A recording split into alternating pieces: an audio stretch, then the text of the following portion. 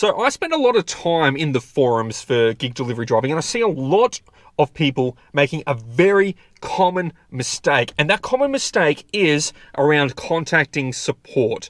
So in my opinion, there's only 2 times to contact customer service support for the gig apps.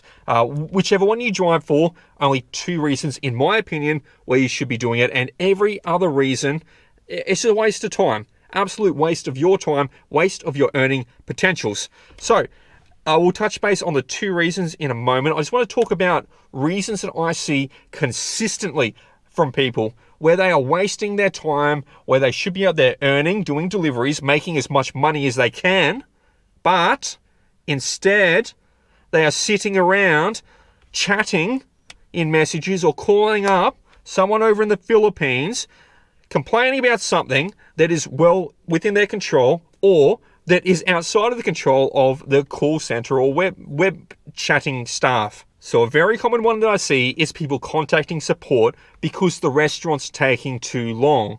Okay, guys, you're independent contractors. You're not babies. I know some of you don't want to hear that. It's going to hurt some of your feelings and you'll be like, look, wow, have your big sook. Okay? My channel's not for sooks. My channel's for people who want to get out there and make some money. So you are wasting your time by being a sook and calling support up or messaging support saying the restaurant's taking too long with the order. Okay, guys, talk to the restaurant staff. You're adults. Talk to the restaurant staff. Hey guys, how long is this going to be? As soon as you get to the restaurant, how long is this going to be? Have a chat with them. Get a feel for it. If they say it's going to be a long time, unassign the order. Move on. Take the hit to your cancellation. Who cares? Who cares, guys? As long as your cancellation is up there, you're not going to get a cancellation continuously. Okay? It's not going to just be like back to back to back to back cancellations. All right? Have a chat. If it's like 5 minutes, sure, stick around. Why not? Maybe 10 minutes if it's like a decent order. Sure, stick around. But if they turn around and say it's like 30 minutes, 40 minutes, unassign, move on. But don't show up to a restaurant, sit around, not know or have an ETA how long it's going to be. Okay? Talk to the staff. Don't be like, I don't want to talk to the staff, so I'll sit here for a long time. Then after 20 minutes, instead of talking to the staff, I will contact support for the driving app. And then what do you think happens, guys?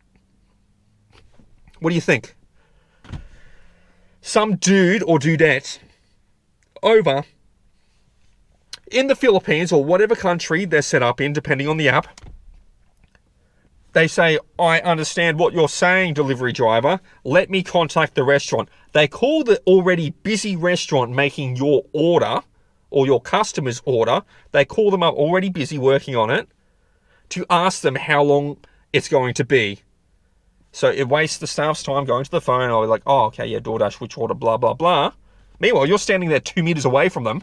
2 meters away from them. You could have done this, but no, you haven't. You're just wasting support's time. You're wasting the restaurant's time further. And you're wasting your own time, guys. Have that chat immediately. So that's one of the biggest ones I see. People calling up to complain to support about how long the order is going to be. Make decisions, guys. You're a contractor. If it's going to be too long, unassign, move on. Get the next order. Keep moving on the road. Keep earning money. You are in the business. The more deliveries you finish that pay a good rate, the more money you make. Okay? So that's one of the big ones. So now let's move across to when you should contact support. So the first reason to contact support, the first of the 2 valid reasons, in my opinion, customer changes address after you have picked up the food. So if a customer changes address before I've picked up the food, guess what I do? I pull over, I have a quick look at Google Maps. I go, okay, cool. Is it still a similar distance? Or has the customer added on a lot more? Because if I have accepted an offer on one of these gig apps, I'll use Doordash as an example. So if I accept an offer on Doordash for X fare, X distance, and then the customer changes it, and I've got to drive like an extra 5-10 kilometers, my rate doesn't change. My fare doesn't change. What I get for that doesn't change. So I'm getting ripped off a couple of kilometers on the drive. So before the restaurant, if they've gone and done that, I unassign the order. I drop the order. I'm done with it. and then it can cycle back out and it can readjust to the new drop-off location that the customer's put in. Now, I will contact support though if I've already picked up the food and I'm en route and then the customer changes address, because I need support to update the drop-off location for me. So I need them to do that. That is the first reason that I'll contact support, if I've already picked up the food and am on the way to the customer. Now back to the previous little bit there. So if the customer has a similar distance or whatever before I picked up the food, I'll weigh it up. I say, you know what, it's around the same pay. It's the same as what I normally get for that kind of kilometers, so I will continue on. But if it's more, I will drop that order like it's hot. I'll drop it like it's hot, like a Nelly song. It's like, drop it like it's hot, and drop it. Yeah, you don't do that, Chris. All right. Now, the second reason I will contact support is for a payment in-store failing. So shop and deliver orders, whichever app you're on. If the card that I'm using to pay for the groceries fails, I will contact support.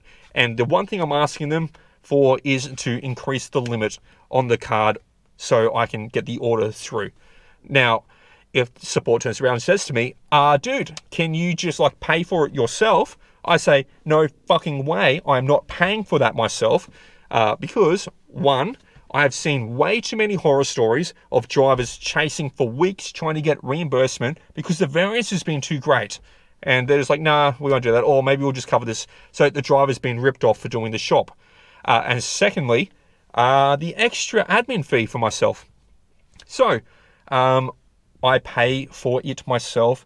DoorDash reimburses me. That reimbursement for the shopping is now put into my DoorDash pay with all the other delivery driving. So I need to separate that out, keep records of that now, saying, oh, this actually wasn't, income from driving. This is actually an expense for myself. So I've got to keep track records of that, separate it out, keep logs of it, keep receipts for that shop at that point. So I've got to keep a receipt of the customer's, the customer receipt. I've got to keep it for myself for proof on a tax audit at that point.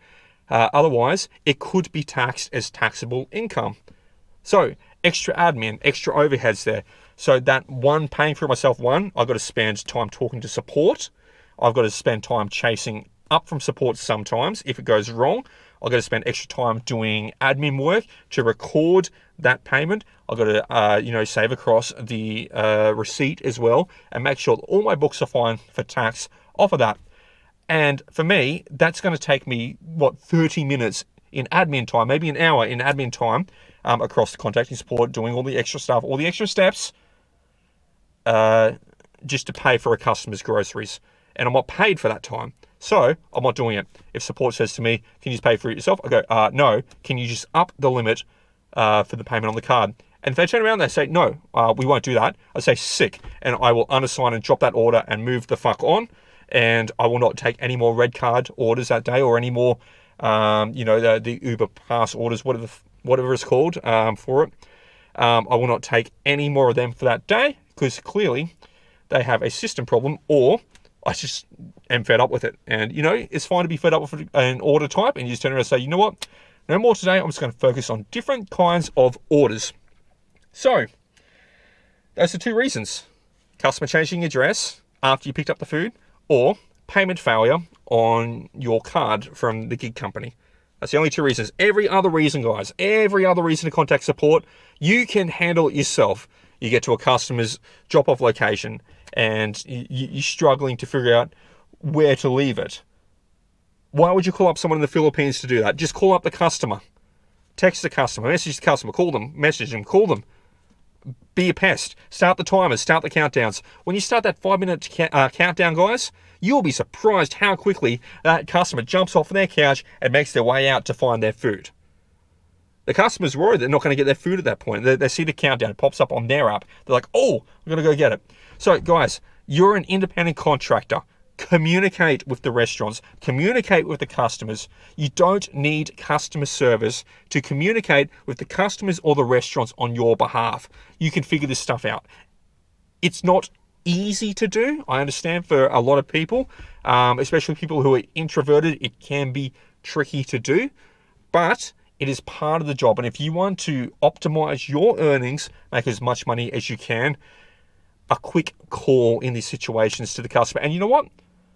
99% of customers are not going to bite your head off. If you're calling up and saying, oh, hey man, like, I've just pulled up out the front, just trying to figure out where to drop off your food. I don't want to leave it so one of your neighbors eats it on you. They completely understand. They want their food, guys. And you're trying to help them get their food. And they get that. Let alone the restaurants. Like, the restaurants understand that you want to know how long it's going to take to get the food. There's no hard feelings if you unassign and leave. That's completely fine.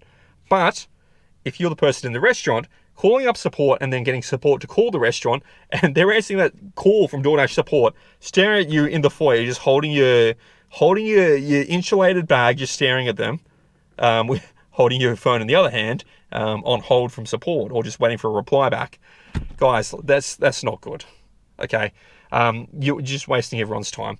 You should identify as soon as you get there how long it's going to be and make your decisions from there. Don't sit around in silence and then complain. All right? So, guys, that's the only 2 reasons I can think to contact support. Of course, that's on a delivery. I'm talking about on a delivery, guys. You know, if you're dealing with, like, payment issues, or if you're dealing with account deactivations, or you're dealing with, an incident that occurs out on the road with an injury, or something happens. Of course, that's outside of the direct delivery. I'm talking about being on an active delivery, trying to make money, guys. That's the 2 reasons I can think of.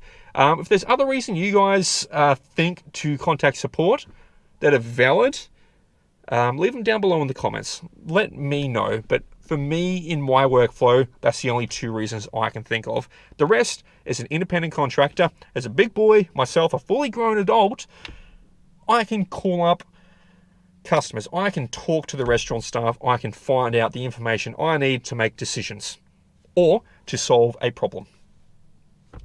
So that's all for today, guys. That's all I had to touch base on. Stay safe out there, and I'll see you in the next one. I've got a joke. Oh, you're normally not very good at these. Knock, knock. Who's there? A delivery driver who hasn't subscribed to Chris. A delivery driver who hasn't subscribed to Chris who? No, not Chris who. Chris Boy. And he's got more videos to watch over there. Wait, that's not how that joke works. La la la, can't hear you, mate. I've just clicked up there into the next video, and I'll see you in the next one. You guys are lucky. I've got to put up with that idiot every single week. Hit the like and subscribe button, and maybe one day in the future, you'll get to see me throttle him.